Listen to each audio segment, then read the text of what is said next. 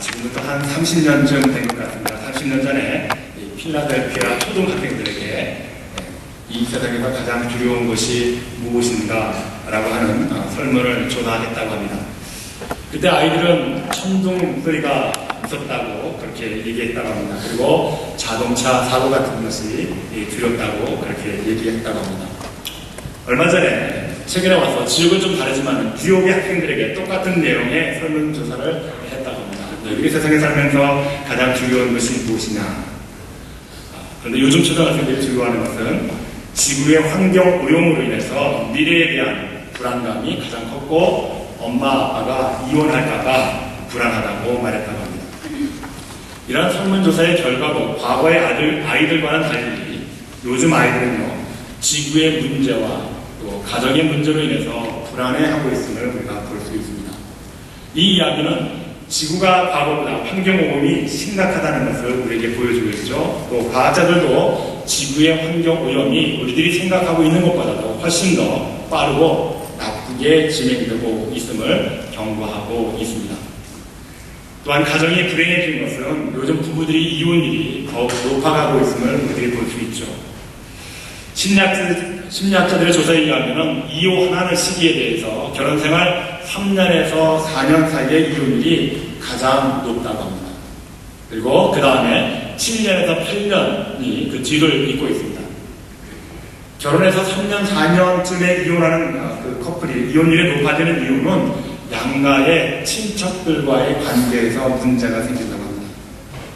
그리고 결혼 7년에서 8년 차에 있는 이혼하는 커플의 이유는 상대방의 부정이라고 합니다.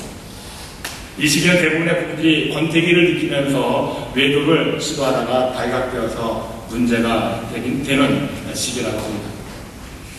그리고 대부분의 남자들의 이혼 사유는 성적 차이 때문이다 그렇게 얘기하고 있고, 여자들의 이혼 사유는 이보다 좀 더 구체적으로 표현한다고 합니다. 예를 들면 남자가 이혼할 때 그 이혼 사유에 대해서 모든 것을 뭉뚱거려서 성적 차이 때문입니다 이렇게 대답한다고 합니다. 그에 비해서 여자들은 구체적으로 고부간의 갈등 때문에 도저히 성격이 맞질 않아서, 또는 남편이 가족에 대해서 너무 무관심하기 때문에 라고 하는 것 같은 구체적인 표현을 한다고 합니다.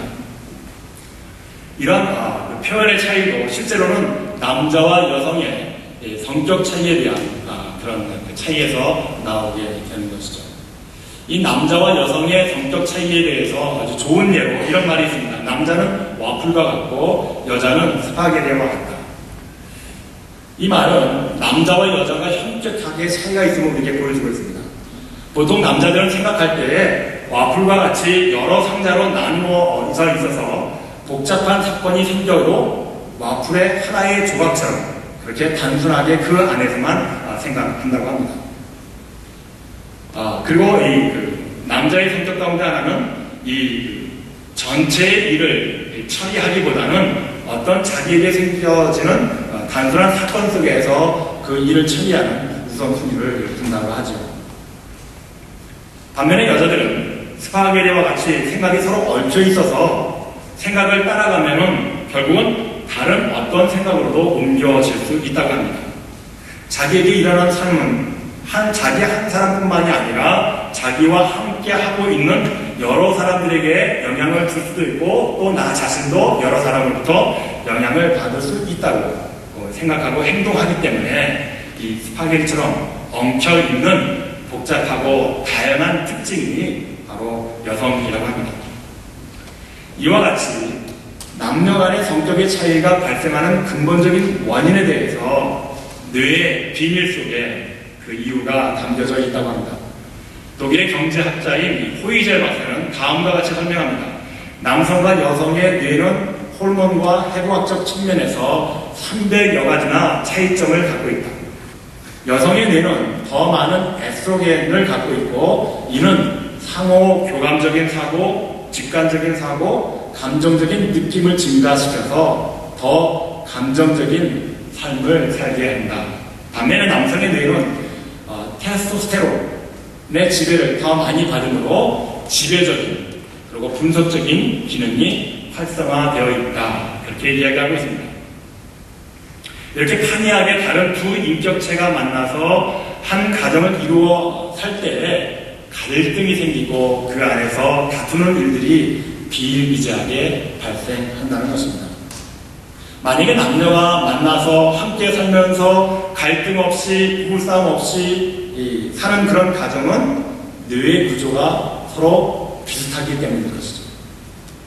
다시 말하면 남자가 여성스럽다든지 여성이 남성스럽다든지 그렇게 될 경우에는 갈등하는 일이 별로 없게 된다는 것입니다.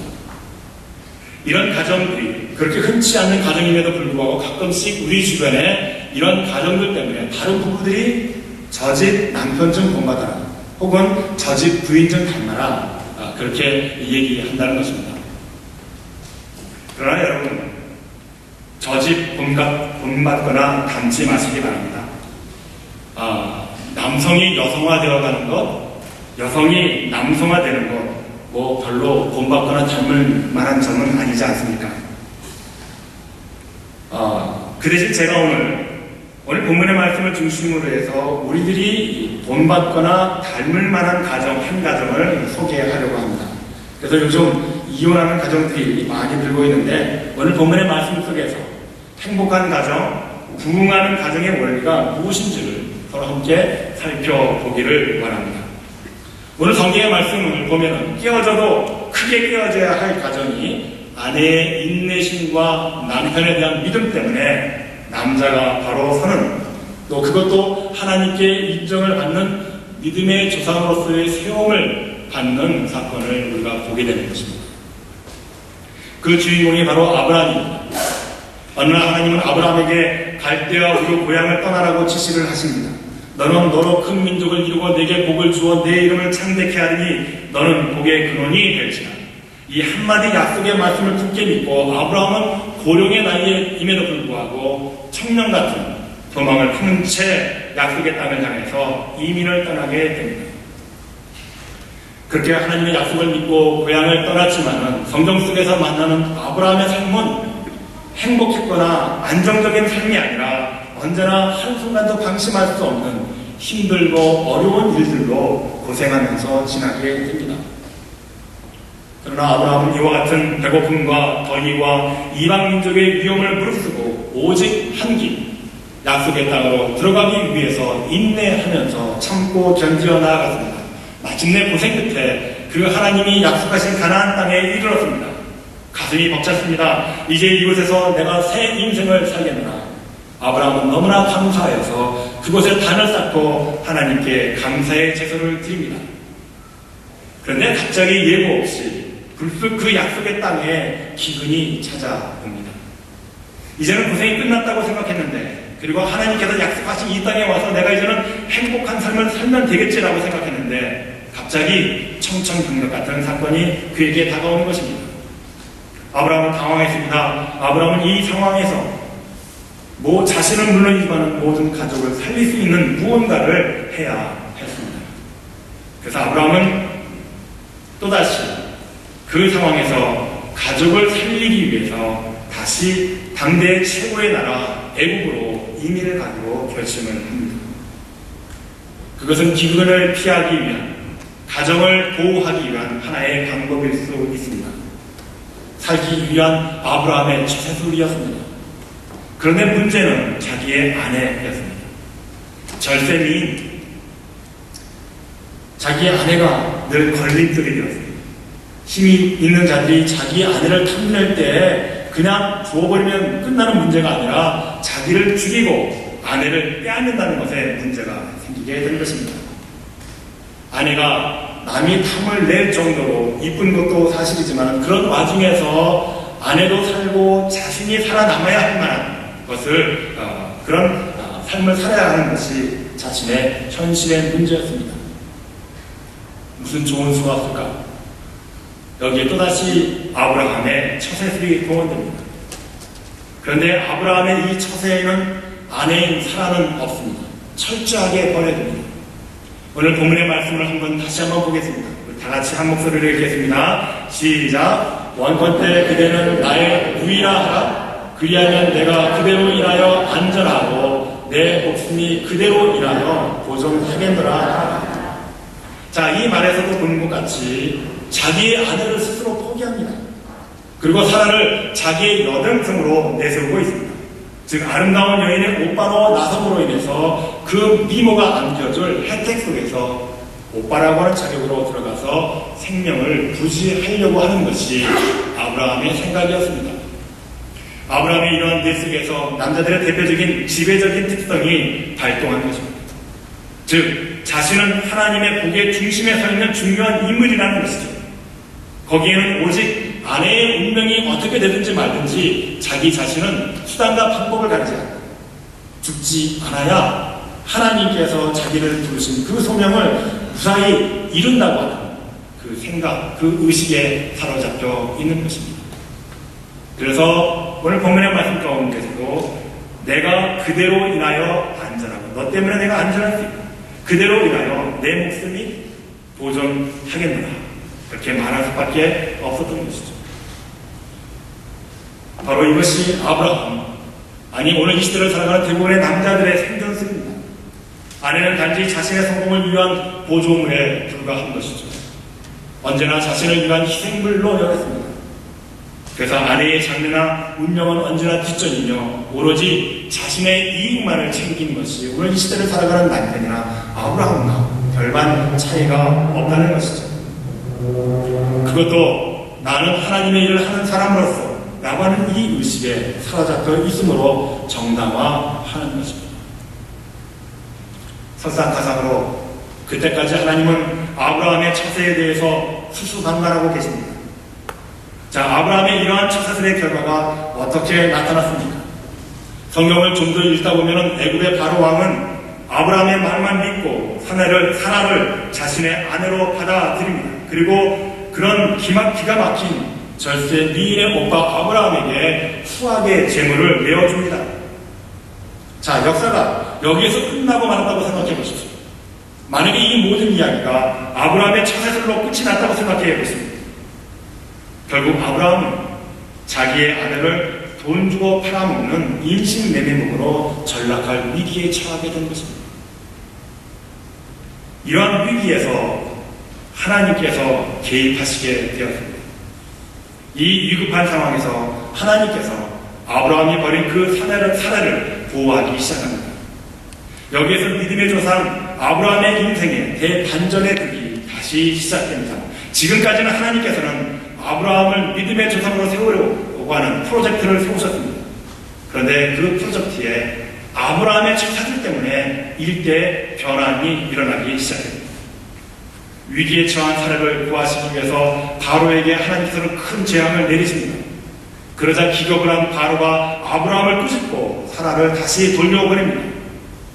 남편이 자기만 살겠다고 하는 처세술에서 한 가정이 쪼개질 만한 그런 위기 속에서 하나님은 사라를 구하심으로 그 가정이 다시 서게 되는 것을 우리에게 보여주고 있습니다. 그리고 그 이후로 하나님은 하나님의 역사 중에 사라를 중심에 내세우시게 되었습니다. 왜냐하면 하나님께서 아브라함과 언약을 맺을 때 아브라함과 사라의 몸에서 난 사람만이 하나님의 후사가 될 것이라고 약속하고 계시기 때문입니다. 이 사건 뒤에도 세월이 흘러서 아브라함에게 자식이 없자 아브라함이 조급해지기 시작합니다. 그래서 하나님에게 자신의 집안의 그 종이었던 엘리에셀을 자신의 후사 아들로 삼으려고 했습니다. 그러나 그때 하나님께서는 반대하셨습니다. 저가 아니다. 사라의 몸에서 난 사람만이 나의 후사가 될 수 있다. 그러자 사라의 몸종이었던 하가를 통해서 얻은 이스마엘을 하나님 앞에 후사로 내어섰습니다. 이 자식이면 되지 않겠습니까? 그러나 그때도 하나님께서는 반대하셨습니다. 이스마엘은 아니다. 오직 내 몸에서 사라의 몸에서 난 자식만이 너의 후사가 될 수 있다라고 하는 그런 말씀을 아브라함에게 강력하게 내세우셨습니다. 만약에 믿음의 조상으로 세우시려고 하는 하나님의 프로젝트에 의한다고 한다면 아브라함이 주인공이었다고 한다면 사라가 아니고 얼마든지 다른 여자들을 통해서 아브라함이 후사를 얻어서도 되었을 것입니다. 그러나 하나님께서는 결코 그렇게 하시지 않습니다.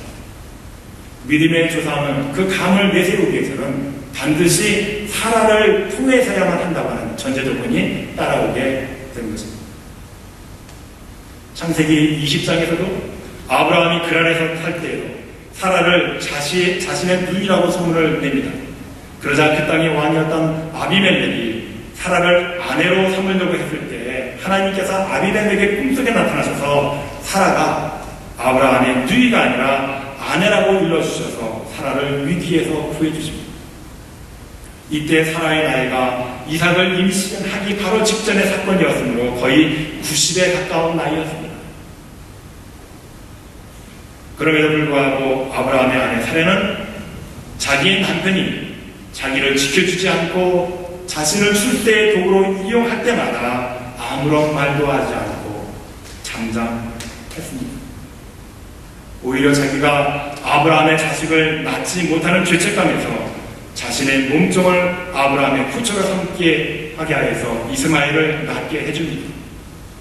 그리고 90세에 낳은 아들 이삭도 하나님께서 제물을 삼으려고 하셨을 때 아브라함이 새벽녘에 그 아들을 모리아산으로 데려가는 그 장면에서도 사라는 아무 소리도 하지 않고 남편이 하는 이 모든 일들을 바라만 보고 있었습니다.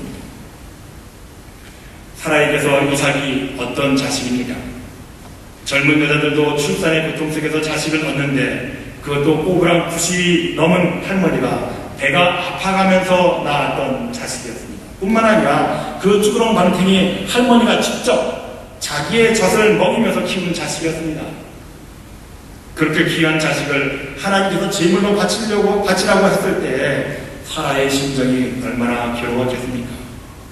그럼에도 불구하고 아브라함은 그런 사라의 마음을 이해하는 건지 아무런 말도 없이 아침 일찍 이삭을 그 품에서 빼앗아 데리고 나가버리고 말았습니다. 사라에게 어떻게 이와 같은 배신을 견딜 수 있는 인내심이 있었겠습니까? 평생 남편만을 의지하고 진보다리 싸라하면 싸고 풀라하면 푸는 고달픈 이민 생활 속에서도 단 한 번도 아니고 매번 자신을 실망시키는 아브라함과 어떻게 평생 살 수 있었을까요? 그것은 사라, 즉 여성만이 갖는 여성의 그 고유의 특성이었던 상호 교감적인 성격 때문이었습니다. 사라는 남편 아브라함이 자기에게 섭섭하게 했어도 그 모든 행동들을 하나님께서 하시는 일, 남편과 하나님 그리고 자신을 상호적인 관계 선상에서 함께 볼 수 있었습니다. 그래서 자신의 삶의 고난과 위기, 심지어는 수치심을 당해도 그것을 참고 그 안에서 하나님과의 관계, 하나님과의 약속 등을 생각하면서 그 어려운 시절들을 다 극복해 나갈 수 있었던 것입니다. 반면에 남편이었던 아브라함은 단순한 사람이었습니다. 인생의 여러 사건들을 종합할 능력이 부족했습니다. 그래서 자신의 인생에 고난과 위기가 오면 하나님과의 약속, 상호적인 관계를 곧 잊어버리기 시작합니다. 그리고 그 인생의 고난과 위기만 보게 되었습니다. 그래서 자신의 생각, 자신의 처사술로 인해서 살다 보니까 하나님과의 관계가 멀어질 수밖에 없었던 것이죠. 아브라함이 자신의 처세와 경험으로 살았을 때에는 오히려 예상하지 못했던 두 가지 위기를 경험하게 됩니다. 첫째는 가정이 파괴될 위기였습니다. 그리고 또 하나는 하나님의 약속이 무산될 위기에 처하게 된 것입니다. 아브라함은 자신의 생명에 보존에만 몰두하는 단순한 사고의식을 가졌기 때문에 엄청난 결과가 자기 앞에 나타나게 된 것이죠. 그러나 하나님께서는 그의 아내 사례를 통해서 위기에 처한 가정과 하나님과의 약속을 지켜나가기 시작했습니다. 오늘 우리는 아브라함이 자기 아내를 이방 사람들에게 누이라고 속이는 사건을 보게 됩니다. 살겠다는 자신의 처사술을 통해서 아브라함은 자기 아내를 결코 지켜주지 못했습니다. 더 나아가서 아브라함으로 하여금 복의 근원이 되게 하시는 것도 아브라함의 능력이나 아브라함의 믿음 때문이 아니었다는 것을 우리는 보게 됩니다. 아브라함 그 믿음의 가문에는 치졸한 남편일지라도 위기 때마다 자기는 안중에 없는 무능한 남편이라 할지라도 그 그를 믿고 순종하면서 그 삶 속에서 그 남편을 이끌어 가시는 하나님을 바라볼 수 있었던 사라가 있었기 때문에 그 흔들리는 가정 속에서 이 흔들리는 가문이 믿음의 가정으로 우뚝 설 수 있는 결과를 우리가 보게 된 것이라는 것이죠. 그렇습니다. 하나님께서 말씀하시고 하나님께서 인도하셨던 그 약속의 땅에도 기근은 있습니다. 중요한 것은 기근이 아니라는 사실입니다. 그런데 이 세상을 살면서 우리가 가장 중요하게 생각하는 것은 우리의 눈에 보이는 것은요, 아무것도 아닌 이 기근이 가장 우리의 인생의 큰 것으로 다가온다는 것이죠. 거기서 우리는 두려움을 느끼게 됩니다. 거기서 우리는 하나님을 잃어버리게 되고 하나님을 버리게 되고 오히려 사탄의 역사에, 사탄의 괴락에 도구가 되어 가고 그 도구로 전락하는 삶을 살 수밖에 없게 된다는 것입니다. 기근은 우리가 죽는 날까지 우리의 삶의 현장 속에 찾아옵니다. 그러나 기근이 찾아오는 것이 문제가 되는 것이 아니라 문제는 기근이 찾아올 때 우리가 어떻게 행동하느냐 하는 것이죠. 찾아온 기근과 어떻게 맞서 싸우느냐 하는 그 태도여에 따라서 기근은 오히려 기회가 될 수도 있고 반대로 실패하기도 합니다. 그렇다고 한다면 오늘 말씀 속에서 하나님께서 저와 여러분들에게 보게 하시는 하나님의 뜻은 무엇입니까? 여러분들이 아무리 신앙생활을 아름답게 해도 하나님의 뜻에 순종하는 삶을 산다 할지라도 그 삶 안에 기근은 언제나 함께 할 수 있다는 사실입니다. 그러나 여러분, 기근이 우리 인생의 눈앞에 펼쳐졌을 때 너무 어려워하지 마십시오. 기근을 주신 분도 하나님이시고 그 기근을 풀어가실 분도 하나님이라고 하는 사실을 믿으시는 여러분들이 되시길 바랍니다. 아브라함은 기근이 무서워서 자신의 생각대로 자신의 처세대로 이 세상을 살았지만요, 사라는 그 기근 속에서 그 남편을 인도하신 하나님의 뜻을 거기서 찾기 시작했습니다. 그 뜻이 눈앞에 보여줬을 때 남편이 자기를 배신하고 자기를 내팽겨쳐도 사라는 불평하지 않았습니다. 아니, 한평생 꼬부랑 강탱이가 된 자신의 유일한 낙이었던 자신의 몸에서 출생했던 그 이삭까지도 그 남편이 빼앗아 갔을 때에도 사라는 당당하게 그 자식을 내어줄 수 있었다는 것이죠. 무엇 때문에? 내 인생의 모든 문제는 내가 해결하는 것입니다.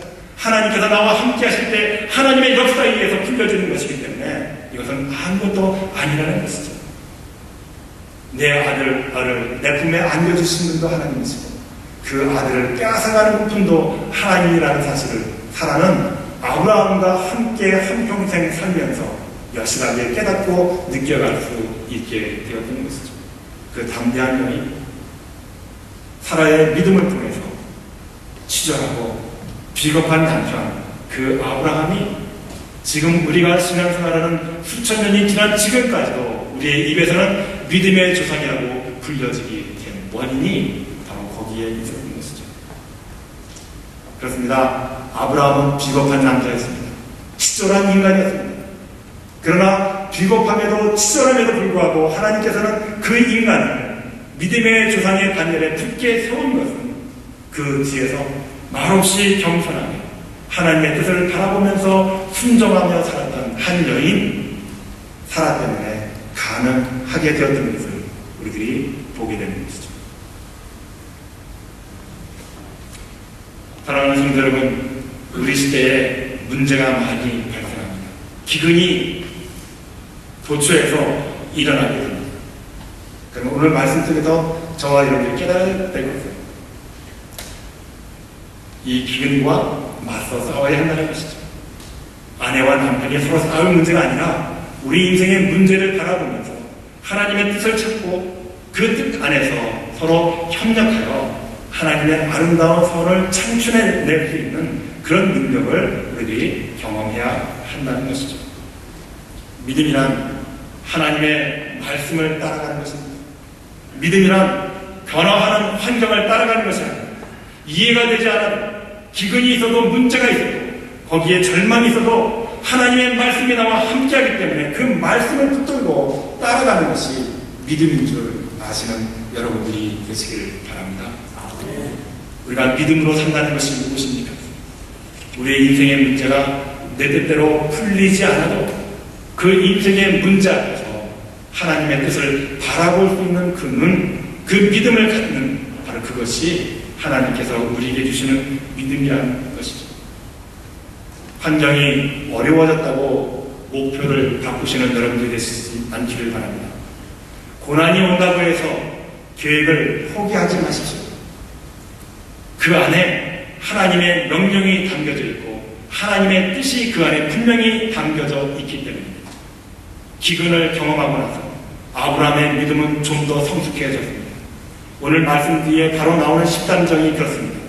조카 롯은 자기의 생각에 따라서 욕심대로 눈에 보이는 대로 좋은 땅을 선택하면서 다 가지고 가버리고 말았습니다. 허망함이 밀려왔을 때 그 벌판에서 하나님께서는 아브라함을 찾아와 주셨습니다. 하나님과 함께한 아브라함은 이전의 아브라함이 아니었습니다.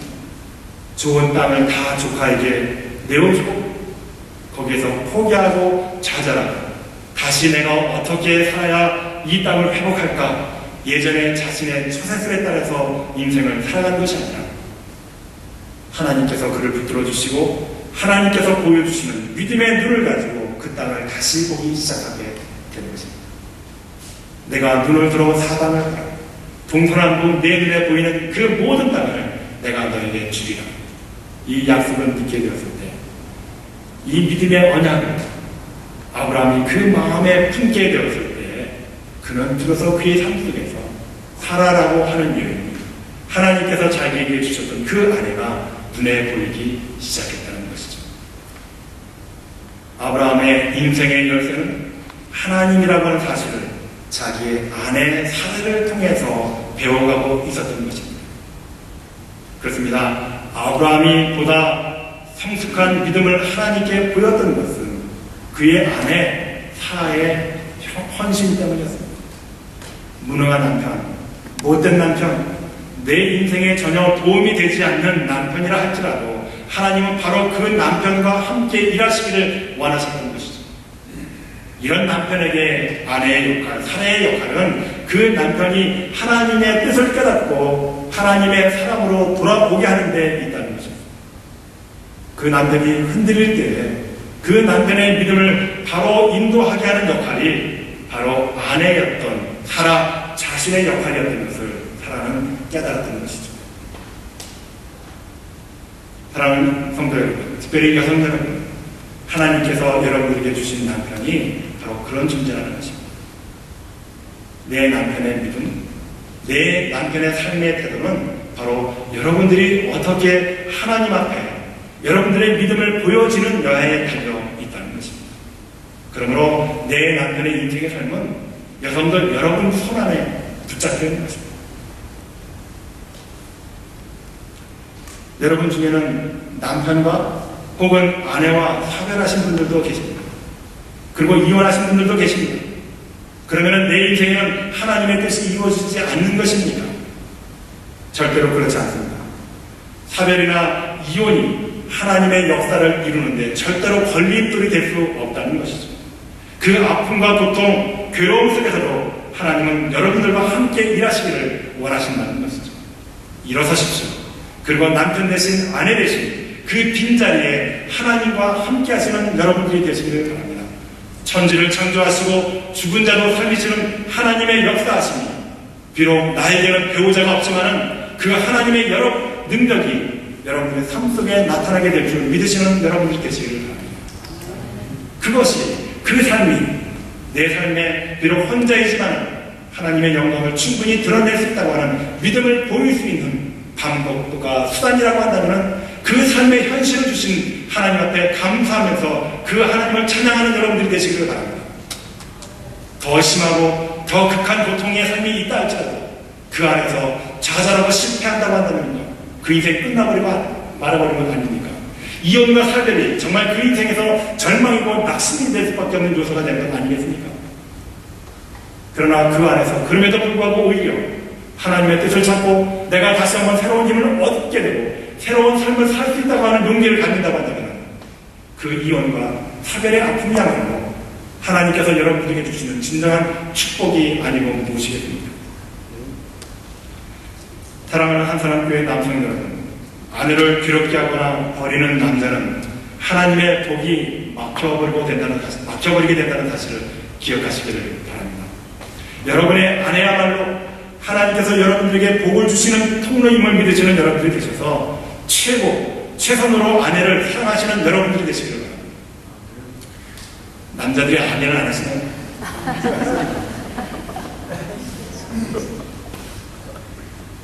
사랑하는 한사람 교회 여성 여러분, 내 남편이 아무리 이기적이고 치졸하리 많고 못된 남편이라 할지라도 그 남편의 믿음이 여러분들의 손에 달려있다는 것을 생각하시길 바랍니다.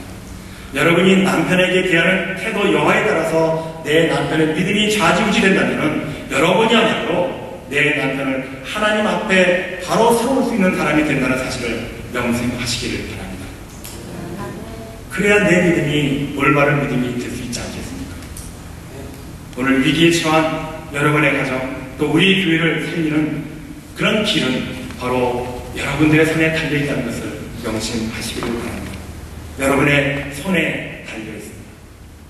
그래서 오직 하나님과 동행하시면서 사라와 같이 하나님께서 그 가정을 복을 주시고 또 그 가정을 믿음의 가문으로 세워가시는 그 역사가 오늘 이 시대를 살아가는 여성들 여러분 손에 달려있다는 것을 명심하시고 내 남편, 내 가족은 내 손에 달려있다. 우리 교회의 부흥과 성장 내 손에 달려있다.